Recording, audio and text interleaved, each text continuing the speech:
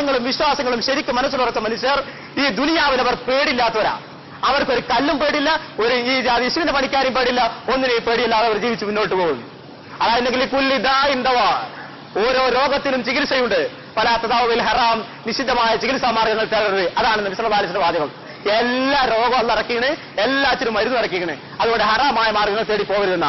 അങ്ങനെ ചികിത്സിക്കുക, സുഖാവും, ശ്രമിച്ചു നോക്കുക, അടങ്ങലുകളൊക്കെ മാറും. അല്ലാതെ സിഹിറുമില്ല, സായർമാരും അങ്ങനെ ഒരു കൂട്ടം കുട്ടി ദൈവങ്ങളെ നമ്മളെ പേടിപ്പിക്കാൻ വേണ്ടി പടച്ചവൻ ഇവിടെ നിശ്ചയിച്ചിട്ടില്ല എന്ന് സമാധാനിച്ചിട്ട് അങ്ങനെ മുന്നോട്ട് പോയി നോക്കൂ. നമ്മളെ ആർക്കും പിടിച്ചെടുക്കാൻ കഴിയില്ല.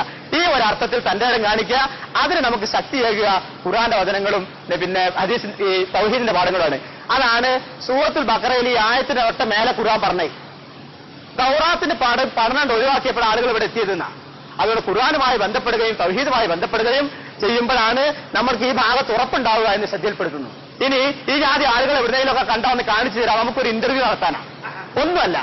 ഒന്നല്ല അവർ സ്വീകരി ചെയ്തോട്ട് സന്നദ്ധരാണ്. നമ്മൾ സന്നദ്ധരാണ്. ഒരുപാട് മനുഷ്യന്മാരെ 10 100 ആളുകൾ ഹാജരാക്കി കൊടുക്കാം.